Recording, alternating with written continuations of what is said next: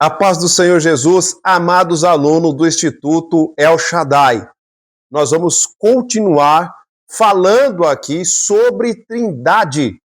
E eu preciso que vocês peguem o seu material didático, sua caneca, o seu copo com aquela água ungida, também aquela sua caneta ou seu lápis para as devidas anotações, também a sua versão bíblica, ou agora o seu tablet. Não é verdade, querido irmão Elton Siqueira? Uma ferramenta de suma importância no nosso contexto. Amados irmãos, eu quero que vocês compreendam que, conforme eu já falei em outras aulas, não é um termo fácil, porque exige, obviamente, fé dos senhores que estejam do outro lado. Porém, eu preciso aqui de dar mais substância naquilo que você já ouviu sobre esse tema. Então, estou localizado a partir da página 24, eu deixo um quadro todo bonitinho, você sabe ali que na página 25, logo no seu começo da página 25, tem um quadro importantíssimo que eu queria muito que você meditasse naquelas passagens bíblicas. Vamos lá para as nossas devidas anotações? Então, eu vou me pautar na página 24, 25 a seguir, ok? Bora lá? Preparado? Bora trabalhar, querido aluno do bacharel? A palavra Trindade, você obviamente não vai ver nas escrituras. Esse neologismo criado por Tertuliano, aproximadamente ali 200 depois de Cristo, um dos pais da igreja.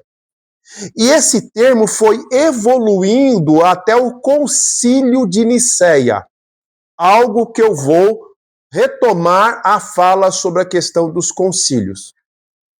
Indo para o lado da Bíblia, irmãos, eu quero recordar com os senhores, por exemplo, Deuteronômio 6:4, a oração que todo judeu reza ou ora, eles preferem falar reza, que está lá principalmente a última palavra, único Deus. Vamos ler Deuteronômio capítulo 6 e o versículo de número 4, que vai nos dizer o seguinte: ouve Israel, o Senhor, nosso Deus, é o único Senhor. Eu preciso que vocês entendam que essa palavra único, que é errad,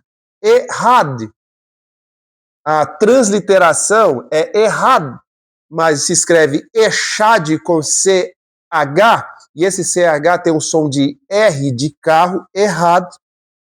Ele mostra que é o único Senhor, porém você vai marcar aí, por gentileza, no seu livro ou no seu caderno para as anotações, que é uma unidade composta.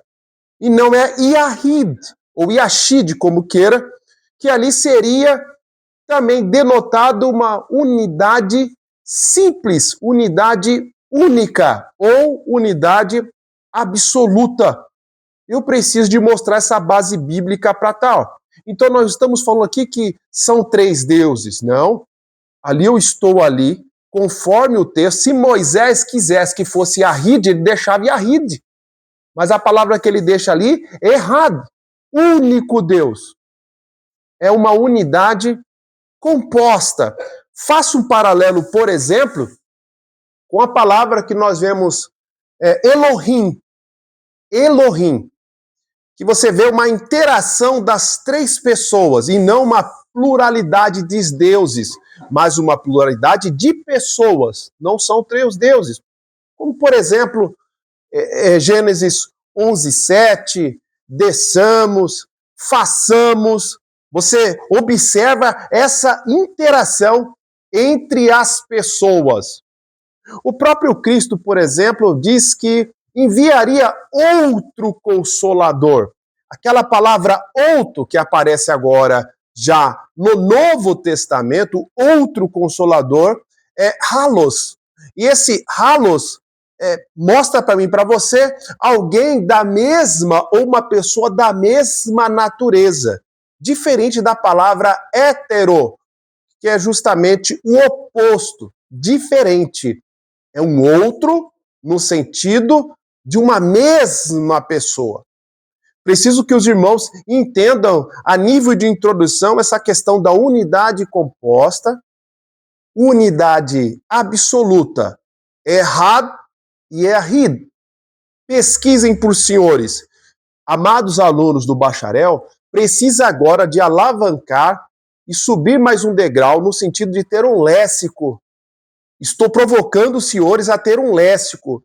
Grande parte dos nossos alunos, um abraço para o pastor Jucimar, Claudemir, Elton, irmã Keller e etc., que já estão fazendo aí o nosso curso e precisamos de entender que você está num nível onde você já pode consultar um bom léxico do grego.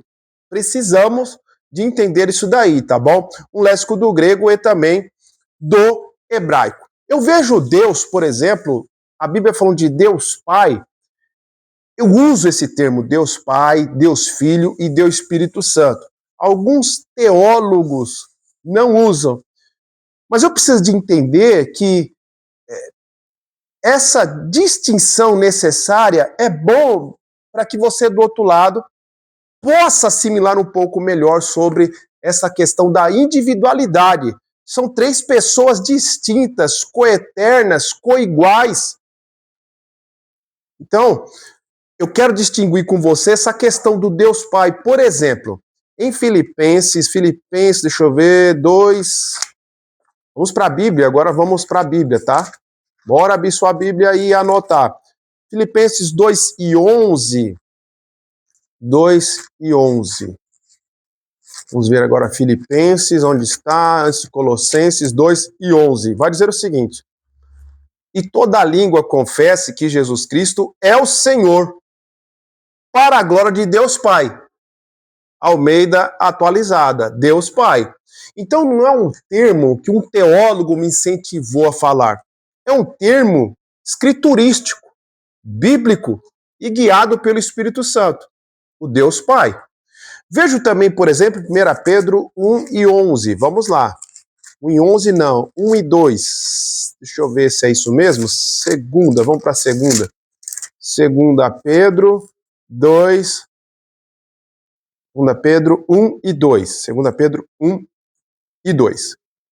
Graça e paz sejam multiplicadas no pleno conhecimento de Deus e de Jesus, nosso Senhor. Agora houve uma mudança. Senhor Jesus, nosso Senhor, ou nosso Deus. Jesus é chamado de Deus aqui também. Está registrado nas Escrituras, por favor. Não estou entrando com teologia, eu estou entrando com Bíblia.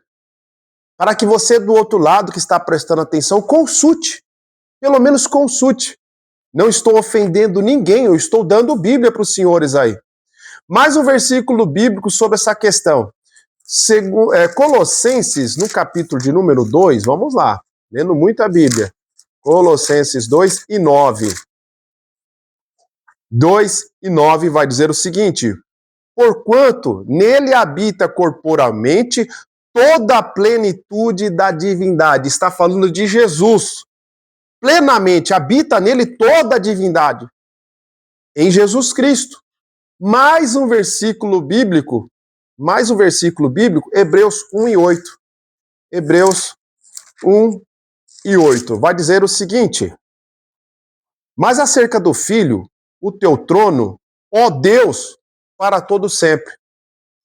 Olha como que Cristo é chamado. É o Deus Filho se manifestando em Hebreus 1:8 para que você assimile e marque, por favor, próprio Deus. Jesus Cristo é chamado do próprio Deus. O próprio Deus, tá bom? É muito interessante você observar isso daí. E o Deus Espírito Santo, por exemplo, em Atos, exemplo, né? Atos, capítulo de número 5. Atos, capítulo de número 5, e o versículo de número 3 e 4. Vai dizer o seguinte: então disse Pedro, Ananias, por que encheu Satanás o teu coração? Para que mentisse ao Espírito Santo? Espírito Santo. Reservando a parte do seu valor? O 4. Conservando porventura não seria teu? E vendido não estaria em teu poder? Como, pois, sentaste no coração esse desígnio, não mentiste a homens, mas a Deus. Espírito Santo. Veja bem, comecei com o versículo de número 3, onde designa claramente que Pedro está falando do Espírito Santo, Porém, já no versículo de número 4, finalzinho, ele fala, você não mentiu a homens, mentiste a Deus. Está aqui o Deus Espírito Santo, irmão, escancarado na Bíblia. Então, se tem algumas passagens bíblicas para que você veja essa unidade composta. Não são três deuses, um único Deus. São distintos. Vamos para a Bíblia. Estou com vontade de ler Bíblia. E você do outro lado?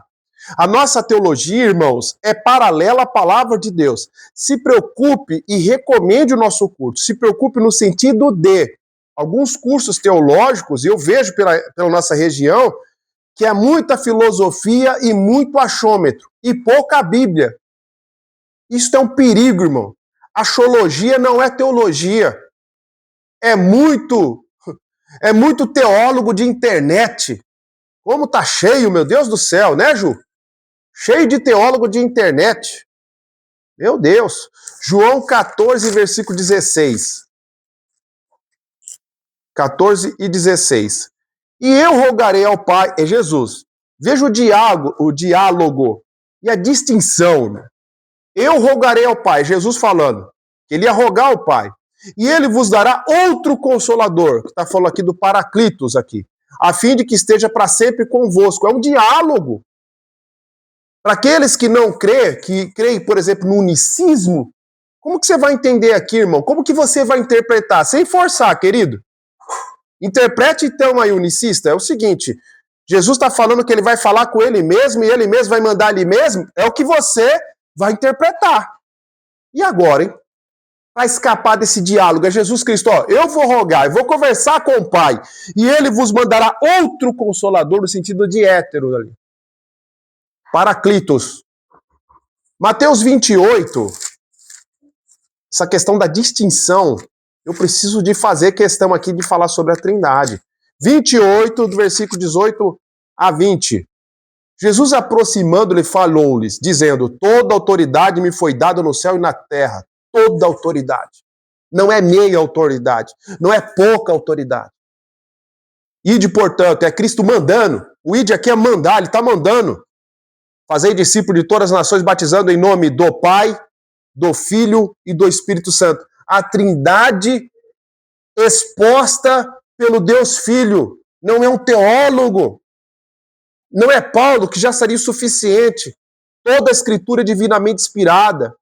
20. Ensinando a guardar todas essas coisas que tenho ordenado. E eis que estou convosco todos os dias. É Deus ou não? É Jesus falando, eu vou estar com você todos os dias. Não é um atributo incomunicável de onipresença, não seria, mais versículo bíblico daqui a pouco. Então, irmãos, eu quero muito que vocês entendam essa questão do diálogo. Três pessoas distintas expostas, por exemplo, em João 14, 16. Na inspiração das Escrituras. Acabei de ler aqui, vamos de falar, né? Segunda Timóteo 3,16, um dos nossos lindos textos áureos aqui da nossa teologia não esfria do Instituto El Shaddai. Vamos lá, 2 Timóteo 3,16 vai dizer o seguinte, toda a Escritura, toda ela, toda a Bíblia, é inspirada por Deus, é útil para o ensino, para a repreensão, etc. Tá aqui, irmão, o Pai na inspiração, o Filho, vamos para o Filho agora, eu vou apelar. Falei agora do Pai. Toda a Escritura é divinamente inspirada. Tá aqui, ó, o Pai. Aparece Deus. Deus Pai. Aqui é o Deus Pai. Ok. Vamos agora à inspiração das Escrituras remetendo ao Filho. Primeira carta de Timóteo. Timóteo não, Pedro. 1 Pedro 1, 10 e 11. 1 Pedro 1, 10 e 11. Vai dizer o seguinte, foi a respeito desta salvação que os profetas indagaram e inquiriram, os quais profetizaram acerca da graça a vós outro destinada, investigando atentamente qual ocasião, os quais as circunstâncias oportunas, indicadas pelo Espírito de Cristo, de Jesus, que nela estava, ao dar de antemão testemunho sobre o sofrimento referente a Cristo, sobre as glórias que o seguiram? É Pedro. Olha a inspiração. 2 Pedro, está pertinho mesmo, abra aí sua Bíblia, ou anote pelo menos, por gentileza. Mas eu quero o seguinte, irmãos. Ei, aluno do bacharel, se for anotar, tem que ler depois. Medite nessa aula aqui novamente, se for necessário. Fica à sua disposição. 2 Pedro 1:21. Porque nunca, jamais qualquer profecia foi dada por vontade humana. Está falando das Escrituras, tá, crente? Entretanto, homens santos falaram da parte de Deus, movidos pelo Espírito Santo. As Escrituras foram inspiradas pela Trindade, pelo Deus Pai, conforme eu citei em 2 Timóteo 3:16, pelo Deus Filho, em 1 Pedro 10:11, e pelo Espírito Santo, 2 Pedro 1:21. Oh, glórias a Deus! Dá para sentir a presença de Deus aí ou não, crente? A Trindade aqui, ó. Voltando então, irmãos, aquele termo que eu falei sobre Trindade, que não tem na Bíblia, mas esse neologismo, esse bom neologismo que um dos pais da igreja, por nome Tertuliano, aproximadamente em 200 depois de Cristo, criou, 3, que é um, não adianta usar uma lógica, eu apelo de novo à base de introdução que eu falei, não tem uma lógica, não use aí, irmãos, o exato 1 mais 1 mais 1 igual a 1, igual a 1. Ele foge da lógica humana, mas eu estou provando. E aí, obviamente, irmãos, até hoje no nosso meio tem essa dificuldade para entender essa doutrina, e você vai ver, por exemplo, eu vou indicar para os senhores aí bacharéis, futuros bacharéis com certificado, etc., por favor, pesquisem. Ô, irmão, você já está a nível de pesquisa, de uma pesquisa um pouco mais apurada sobre o modalismo, o adocionismo e o arianismo. Faça uma pesquisa mais apurada. É claro que eu vou dar aqui, irmãos, bem raso para os senhores, para minha aula não ficar muito extensa. Então, essas teorias heréticas com relação à Trindade se difundiram ali nos primeiros séculos da igreja. Porque além da dificuldade, sempre alguém levanta com dúvidas. Então, por exemplo, o modalismo é a teoria que defende que o Pai se manifestava através da história de uma forma diferente, mas, por exemplo, Deus se manifestava com o Espírito Santo, se manifestava, uma vez era Jesus Cristo. Então, isso é um perigo. A manifestação de Deus ao homem de uma forma, aqui era Jesus, aqui nessa outra ocasião era o Espírito Santo. Essa distinção é uma ideia modalista. Eu sei que eu estou sendo raso, mas para provocar os senhores, eu estou dando quase que o básico aqui para os senhores. Também tem o adocionismo, teoria que defende que Jesus não era divino. Não era divino. Mas alguém que recebeu o poder de Deus, por exemplo, ali no batismo, né? No batismo ele recebeu o poder, quando ele foi batizado ali por João, eles se apegam àquela passagem ali, o adocionismo, falando que Deus outorgou o poder por ele. Antes ele não tinha poder nenhum, porque ele não era Deus. E aí, irmãos, o arianismo, que defende que o Filho não é eterno, mas foi criado em algum espaço do tempo, infringindo que ele é eterno. Ele não tem nada a ver, irmãos, com o nosso Cronos. A Trindade não tem nada a ver com o Cronos, colega. É com o Kairos. Tempo de Deus, é eterno.